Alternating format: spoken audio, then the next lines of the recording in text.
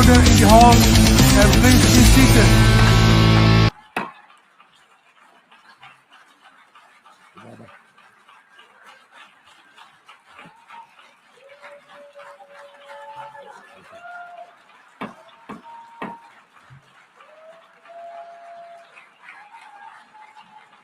Please, order in the hall.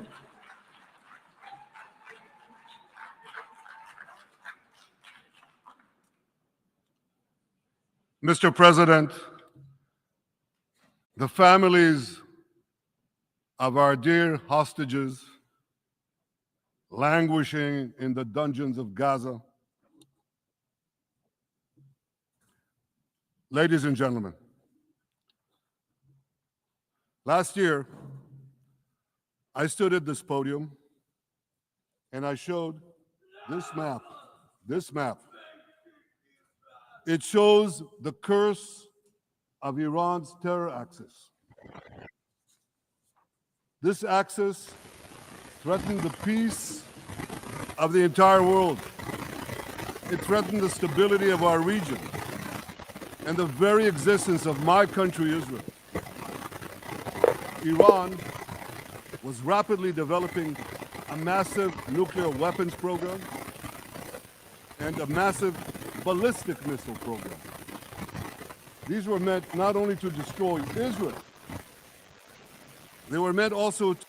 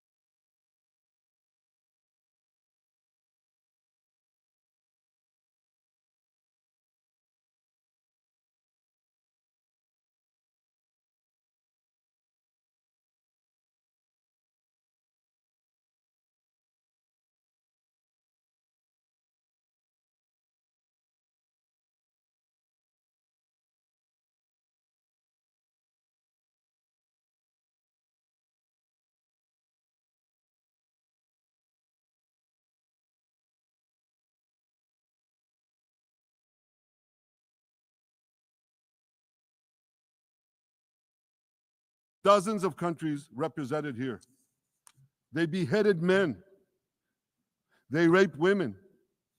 They burnt babies alive. They burnt babies alive in front of their parents. What monsters. And these monsters took them more than 250 people hostage. And those included Holocaust survivors, grandmothers and their grandchildren. Who takes hostage grandmothers and grandchildren? Hamas does. So far, we've brought home 207 of these hostages, but 48 still remain in the dungeons of Gaza. 20 of them are alive, starved, tortured, deprived of any daylight, deprived of humanity. These are the names of the 20 living hostages. Matan Angrest, Gali and Zerv Berman, brothers, Elkanah Buchbot, Rom Braslavsky, Nimrod Cohen, Ariel and David Cunyo, another pair of brothers, Guy Gilboa Dalal, Eviatar David.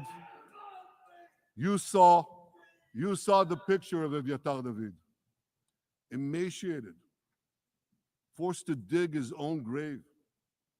Maxim Herkin, Eitan Horn, Segev Kalfon, Bar Kupperstein, Omri Meran, Eitan Moore, Yosef Chaim Ochana, Alon Ohel, Avinatam Or, and Matan Tsengarker. Now, ladies and gentlemen, I want to do something I've never done before. I want to speak from this forum directly to those hostages through loudspeakers. I've surrounded Gaza with massive loudspeakers connected to this microphone in the hope that our dear hostages will hear my message. And I'll say it first in Hebrew and then in English. אחינו הגיבורים, מדבר ראש הממשלה בנימין נתניהו. אני פונה עליכם מעל בימת האו"ם. לא שכחנו אתכם, אפילו לא לשנייה. העם כולו איתכם, ואנחנו לא נשקוט ולא נרפה עד שנחזיר את כולכם הביתה, החיים והחללים כאחד.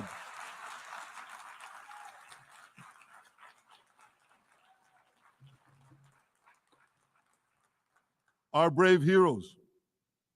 This is Prime Minister Netanyahu speaking to you live from the United Nations. We have not forgotten you, not even for a second. The people of Israel are with you. We will not falter and we will not rest until we bring all of you home.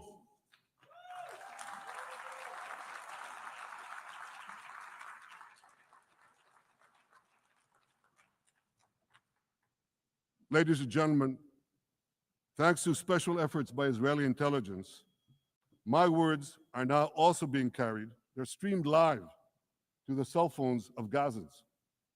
So to the remaining Hamas leaders and to the jailers of our hostages, I now say, lay down your arms. Let my people go. Free the hostages, all of them, the whole 48. Free the hostages now.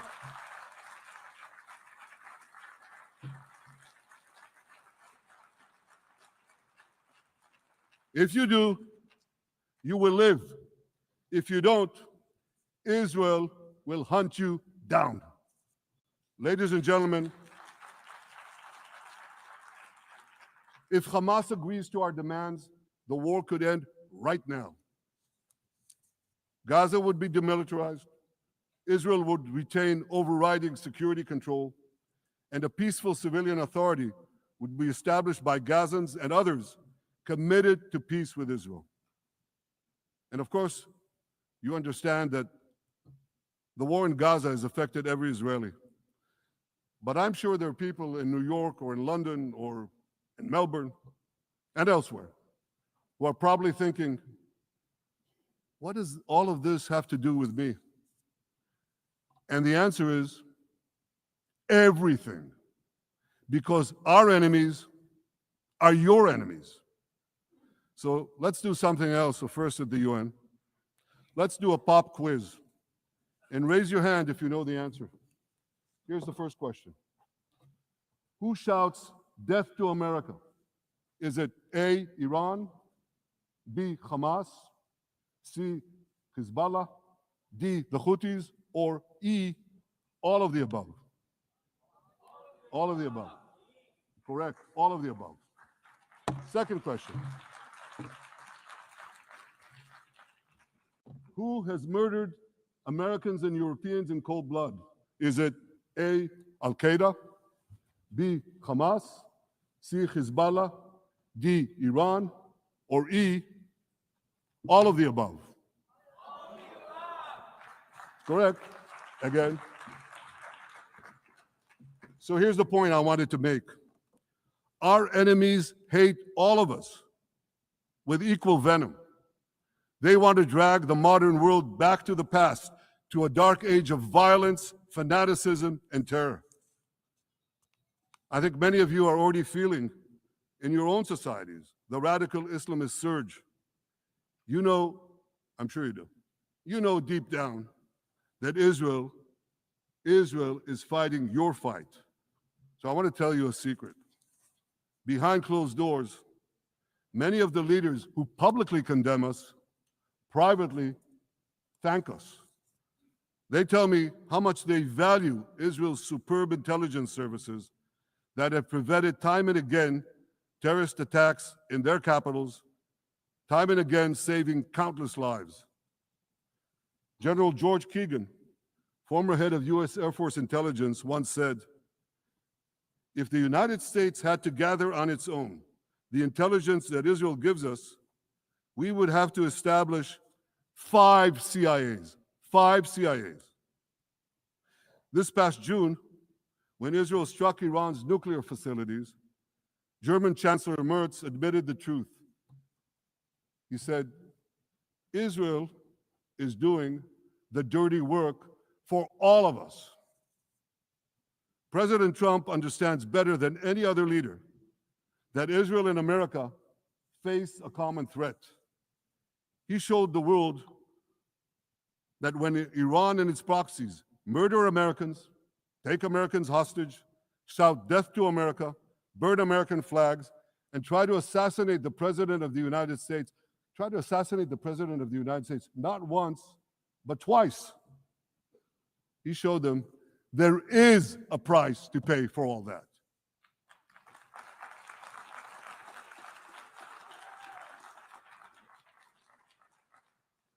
But regrettably, many leaders who are represented in this hall, they send a very different message. Sure, in the days immediately following October 7th, many of them supported Israel. But that support quickly evaporated when Israel did what any self-respecting nation would do in the wake of such a savage attack. We fought back.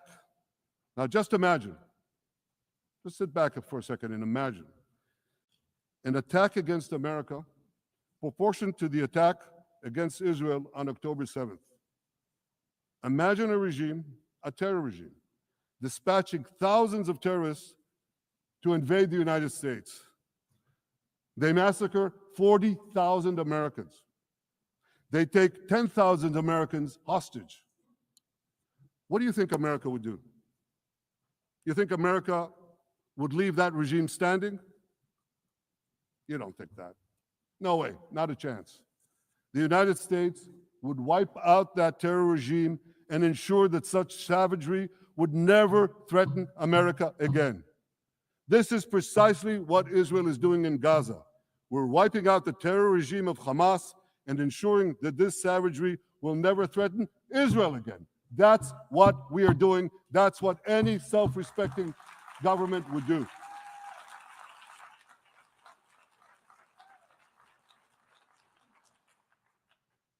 Yet, and it's a yet that I'm sorry to say here, yet over time, many world leaders buckled. They buckled under the pressure of a biased media, radical Islamist constituencies, and anti-Semitic mobs. There's a familiar saying, when the going gets tough, the tough get going. Well, for many countries here, when the going got tough, you caved. And here's the shameful result of that collapse. For much of the past 2 years, Israel has had to fight a seven-front war against barbarism, with many of your nations opposing us. Astoundingly, as we fight the terrorists who murdered many of your citizens, you are fighting us. You condemn us, you embargo us, and you wage political and legal warfare, it's called lawfare, against us. I say to the representatives of those nations, this is not an indictment of Israel. It's an indictment of you. It's an indictment of weak-kneed leaders who appease evil rather than support a nation whose brave soldiers guard you from the barbarians at the gate. They're already penetrating your gates. When will you learn?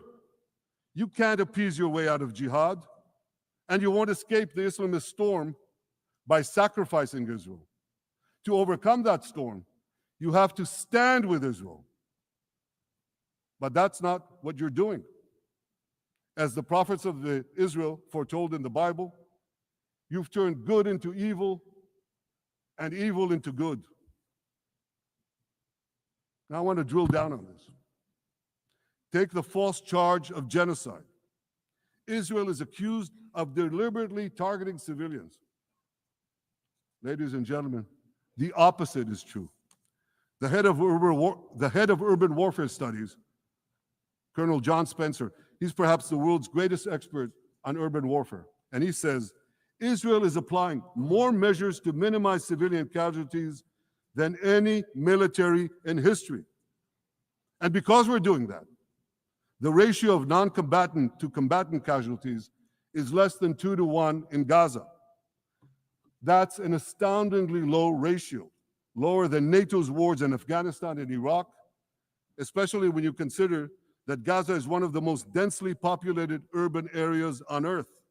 It has hundreds of miles of terror tunnels underground, and it has countless terror towers above ground, and thousands of terrorists embedded in the tunnels and in these towers in civilian areas.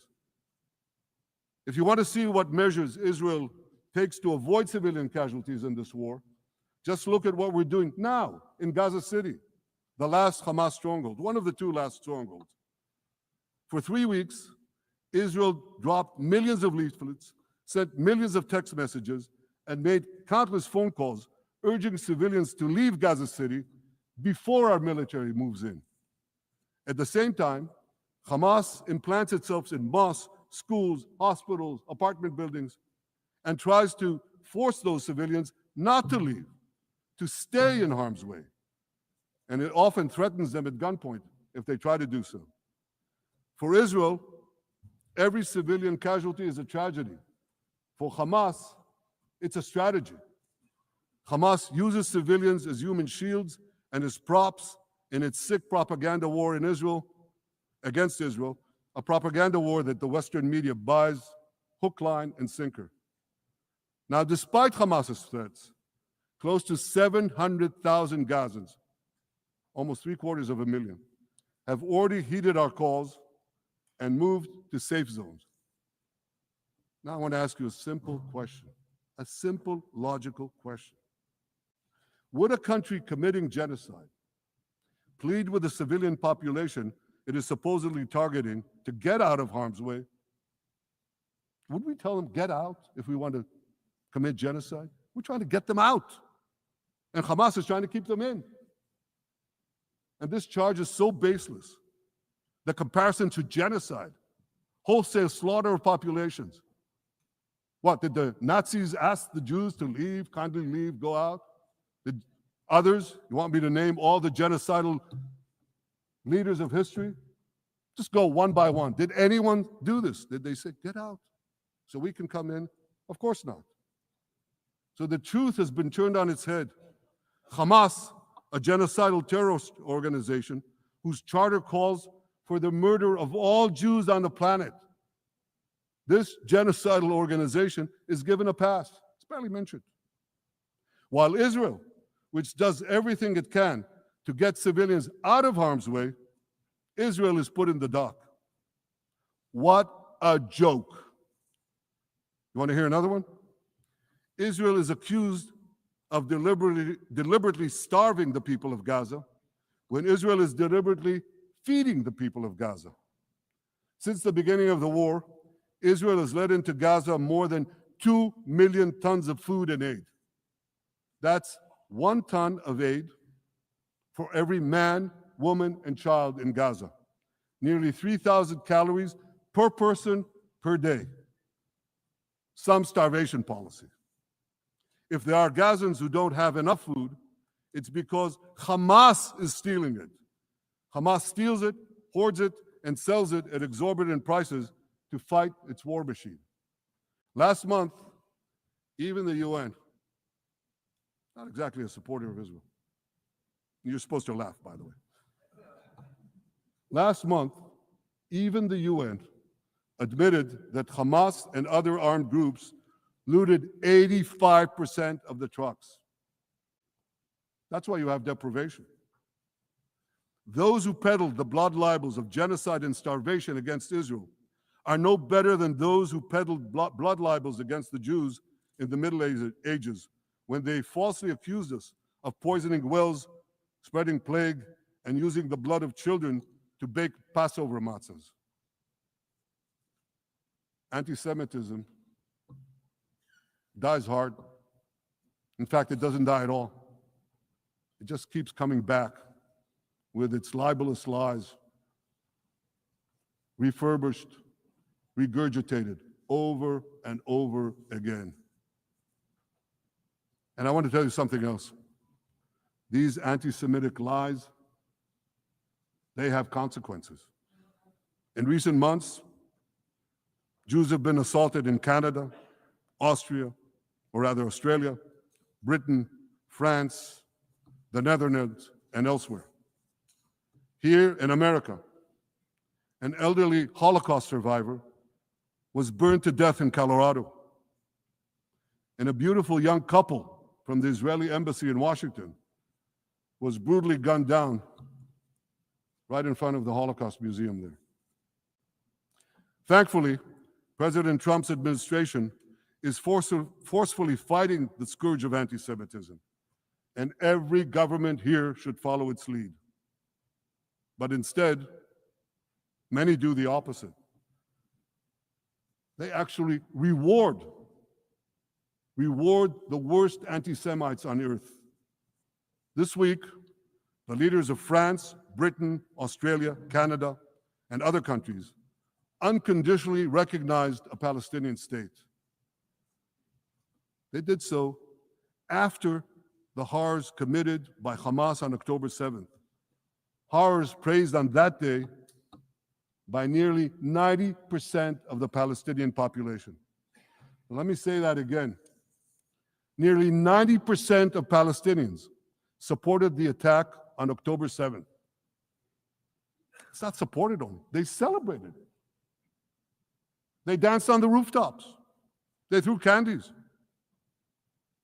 That's both in Gaza and in Judea, Samaria, the West Bank, as you call it. And it's just the way they celebrated another horror, 9/11. They danced on the rooftops. They cheered. They threw candy. You know what message the leaders who recognize the Palestinian state this week sent to the Palestinians? It's a very clear message. Murdering Jews pays off. Well, I have a message for these leaders. When the most savage terrorists on earth are effusively praising your decision, you didn't do something right. You did something wrong, horribly wrong. Your disgraceful decision will encourage terrorism against Jews and against innocent people everywhere. It will be a mark of shame on all of you. But Wait a minute, Mr. Prime Minister, they tell me. Wait a minute. We believe in a two-state solution where the Jewish state of Israel will live side by side in peace with the Palestinian state. There's only one problem with that. The Palestinians, they don't believe in this solution. They never have. They don't want a state next to Israel. They want a Palestinian state instead of Israel. And that's why every time they were offered a Palestinian state, but were required to end the conflict with Israel and recognize the Jewish state, every time, over the decades, they turned it down. And that is why every time they were given territory, they used it to attack us. In fact, they effectively had a Palestinian state in Gaza. So what did they do with that state? Peace? Coexistence? No. They attacked us time and time again. Totally unprovoked. They fired rockets into our cities. They murdered our children. They turned Gaza into a terror base from which they committed the October 7th massacre. So here's the uncomfortable truth. The persistent Palestinian rejection of a Jewish state in any boundary is what has driven this conflict for over a century. It is still driving it. It's not the absence of a Palestinian state. It's the presence and existence of a Jewish state. And I find it amazing that the foreign chancelleries and the ministries and all those who pontificate about this, and the leaders, how can they not see this basic truth when it is repeated again and again and again ad nauseum? And I want to say something else. This rejection of a Jewish state not only applies to Hamas, it also applies to the so-called moderate Palestinian Authority. You should know that the Palestinian authorities pays terrorists to slay Jews. The more Jews the terrorists slay, the more the Palestinian Authority pays. The Palestinian Authority names its government buildings, its public squares, its schools after the mass murderers of Jews, which they glorify as martyrs. They pay and glorify not just the killer of Jews, but also killers of Christians. Christians like Taylor Force, an American veteran who was brutally murdered in Israel by Palestinian terrorists. But, that I hear from the Western leaders. They tell me, the PA promised us it will reform. And I know this time, Prime Minister, it will be different. Yeah, right. We've heard these promises for decades. They always promise. They never deliver. Because you see, the Palestinian Authority is corrupt to the core. They haven't held elections in 20 years. They use the same textbooks as Hamas, exactly the same textbooks.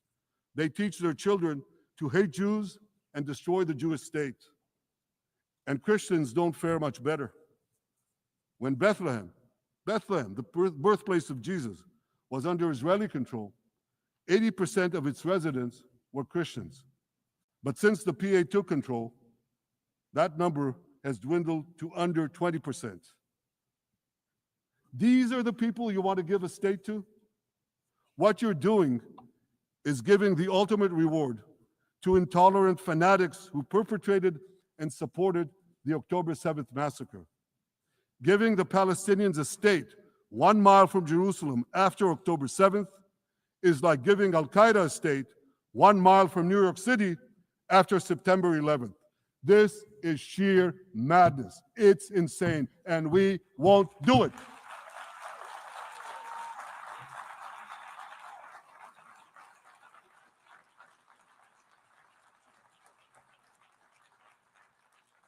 So here's another message to those Western leaders.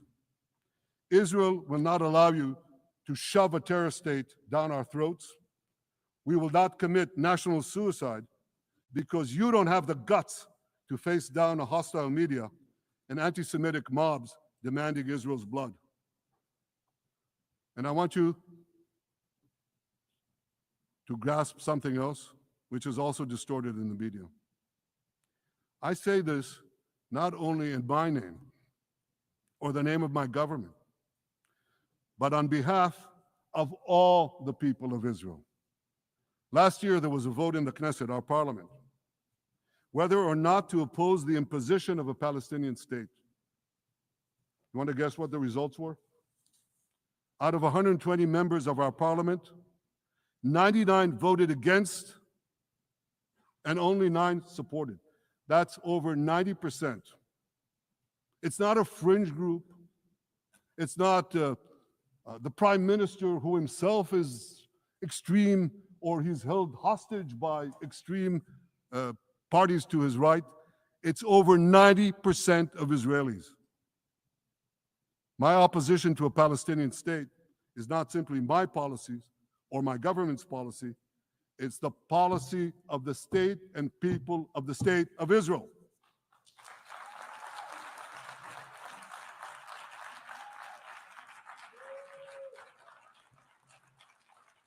Western leaders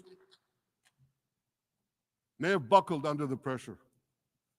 And I guarantee you one thing, Israel won't. Israel's victories over the Iranian... Thank you, I know you won't too, that's good. Israel's victories over the Iranian terror axis have opened up possibilities for peace that were unthinkable 2 years ago. Take Syria. For decades, the very idea of peace between Israel and Syria seemed unimaginable. Well, no more. Today, we have begun serious negotiations with the new Syrian government. I believe an agreement can be reached that respects Syria's sovereignty and protects both Israeli security and the security of the minorities in the region, including the Druze minority. From the founding of Israel, Jews and Druze have been brothers in arms. We have fought together, we've bled together, we built our lives together. When I was a young commander in Israel's Special Forces, my own life was saved by the invaluable advice given to me by a great friend, Salim Shufi, a heroic Druze IDF veteran. And that's why I couldn't sit idly by, nor could Israel sit idly by, while the Druze were being slaughtered by jihadists. And I instructed our forces to stop the massacre, which they promptly did. Peace between Israel and Lebanon is possible as well. I call on the Lebanese government to also begin direct negotiations with Israel. I commend it for its declared aim to disarm Hezbollah. But we need more than words. If Lebanon takes genuine and sustained action to disarm Hezbollah, I'm sure we can achieve a sustainable peace. Of course, until that happens, we will take whatever action we need to defend ourselves and to maintain the conditions of the ceasefire which was established in Lebanon. Our goal is not merely to monitor Hezbollah's actions, but to prevent them from violating the ceasefire and attacking us at any time. But I'm sure that if the Lebanese government persists in its goal of disarming Hezbollah, peace will come very speedily and very readily. Victory over Hezbollah has made peace possible with our two Arab neighbors in the north. Victory over Hamas will make peace possible with nations throughout the Arab and Muslim world. Our victory would lead to a dramatic extension and expansion of the historic Abraham Accords, which President Trump brokered between Arab leaders and myself 5 years ago. And I took note, as I'm sure you did too, of the encouraging words spoken here by the President of Indonesia. This is the country with the largest Muslim population of all nations. And it's also a sign of what could come.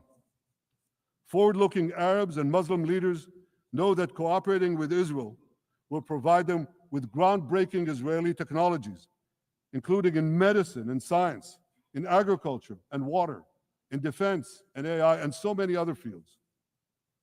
I believe that in the coming years, the Middle East will look dramatically different. Many of those who wage war on Israel today will be gone tomorrow. Brave peacemakers will take their place. And nowhere will this be more true than in Iran. The long-suffering Iranian people will regain their freedom. They will make Iran great again. And our two ancient peoples,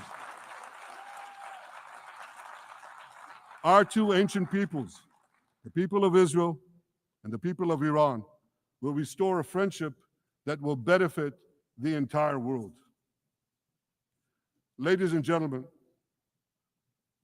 the horrors that happened on one dark day, October 7th, those horrors happened countless times during the centuries of my people's exiles among the nations. Jewish blood was cheap. Jews were killed with impunity. We had to beg others to defend us. The rise of Israel did not mean that the attempts to destroy us would end. It meant that we could fight back against those attempts. And that is exactly what Israel has done since October 7th. Our sons and daughters fought like lions. Our brave soldiers donned their uniforms and rushed into battle. They were armed with the dreams of the 100 generations of Jews who came before them. The dream of living as a free people in the land of Israel, our beloved homeland for more than 3,000 years. The dreams of living in our own independent state. The dream of having an army to defend ourselves. And the dream of being a light unto the nations, a beacon of progress, ingenuity, innovation for the benefit of all humanity. On October 7th, the enemies of Israel tried to extinguish that light. 2 years later, the resolve of Israel and the strength of Israel burned brighter than ever. With God's help, that strength and that resolve would lead us to a speedy victory and to a brilliant future of prosperity and peace. Thank you very much.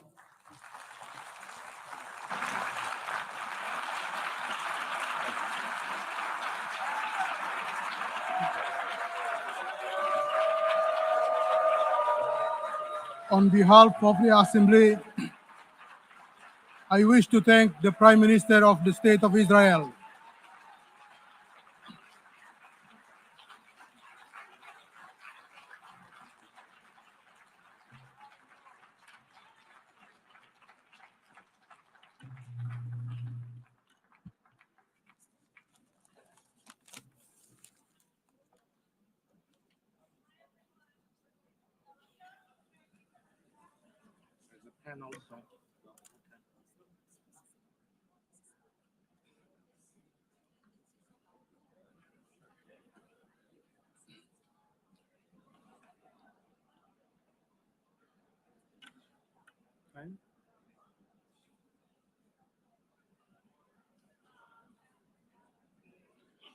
the Assembly will now hear an address by His Excellency Muhammad Shibaz Sharif,